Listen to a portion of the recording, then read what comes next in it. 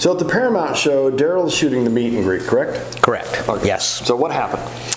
Okay, so Nirvana is at the Paramount, and this is 1991, and they're doing their concert or show.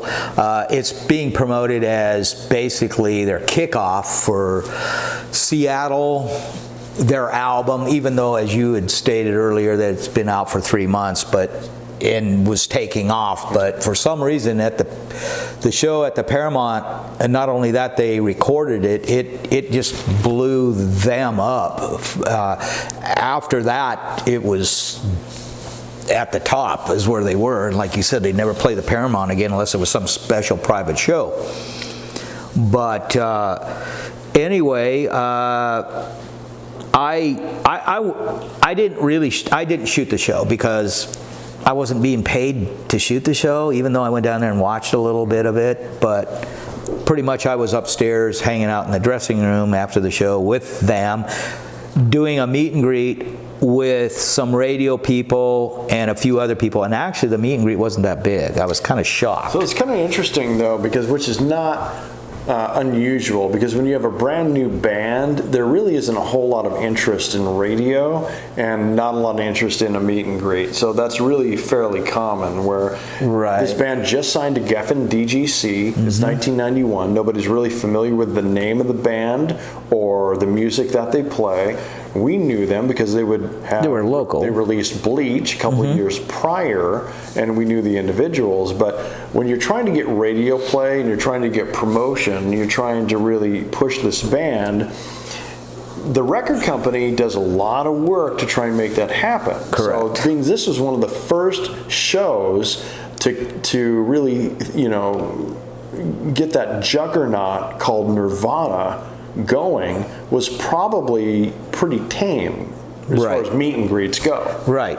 And it was a small one, but with that being said, this was kind of like the launch of the group, really, because it's Seattle, they're a Seattle band, and the whole grunge scene was, like you said, was blowing up.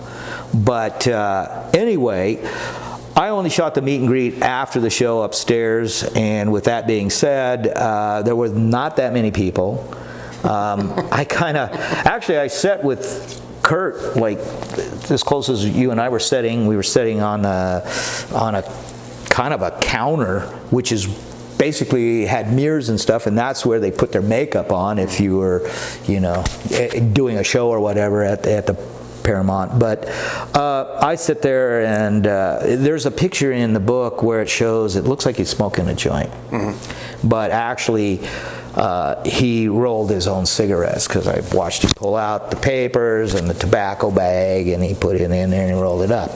That particular shot, I don't know, he was posing for another person, so I kind of took a shot of it, kind of slightly off to the angle there side. Well, this gives you a lot of personality at Kurt Cobain and Chris Novoselic early on, because this is October 31st, it's 1991, it's Halloween, and they have Santa hats on. Yes. So when you look at the photos in Darrell's book, you see, it's a Christmas show. It's not a Christmas show. No, it's a Halloween show. And it was kind of weird. There was a friend of theirs, a gal that was a friend, that she's the one that kind of, hey, can you put on the Santa hats? And so she took a few pictures. Well, of course, the opportunity was there for me to shoot also. But prior to that meet and greet shots, sitting with Kurt, he was definitely on something, because as I'm talking to him and we're having a conversation, and then it's like he just drops off. He literally just stops, and I'm looking over at him, and whatever's going on, he's not there at that moment. And so I was sat there probably for another 5 minutes, and then it's all of a sudden he was just back into the picture again. I mean, we started talking again and everything, and say, okay, are we going to do this? So this meet and greet thing, which we did, but like I said, either he had taken something or did something, because I'm sure he was just having a moment. Maybe it was hot, maybe a flashback, who knows. But this was the important thing about this show was He was having a moment, all right. At the Paramount Theatre in 1991, shortly thereafter, this band would be playing Saturday Night Live. And then after that, the album would just go absolutely worldwide. They would sell 250 million albums worldwide, and the band would just be huge. And they could never play a place like the Paramount ever again. They were just too big, and that was what Darrell had captured this night, October 31st, 1991. This really, what I see, is the beginning of the grunge era, because bands that had already been somewhat locally established, like Soundgarden, Mudhoney, you had Alice in Chains released their album a year prior. After this show, they would also blow up, and they would become huge. Yeah, Pearl Jam, same thing. Watch them just... As soon as they got signed by a major label, they just blew up. Soundgarden, same thing. Even though, as you had stated, they've been around probably already 10 years or pretty close, or maybe not that long, but... 5 years prior. Yeah.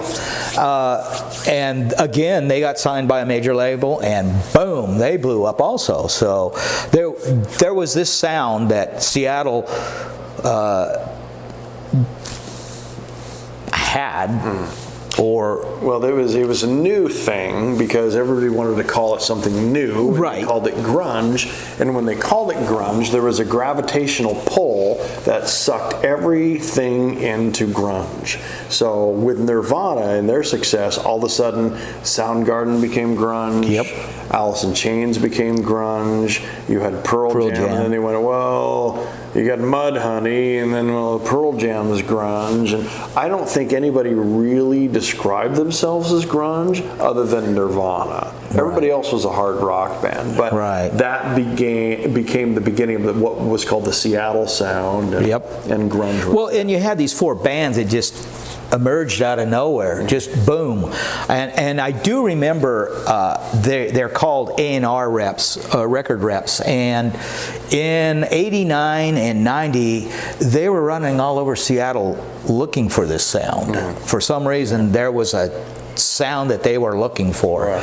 But meanwhile, the 80s were still happening to a point, but it was slowly leaving. As a record, or as a radio guy working with record companies at the time, everybody left the bands that had the previous sound. They were leaving bands like Trickster, Firehouse, Poison, a lot of the bands that sounded very similar, very glossy, power chord driven rock, to something new. And then record companies started to sign bands that sounded like bands that were selling records. So if you sounded like Nirvana, it was like, well, we're going to sign you. If you sounded like Alice in Chains, so you had all of these bands, what we call the post-grunge era, were a lot of bands that were getting signed that was like their turn.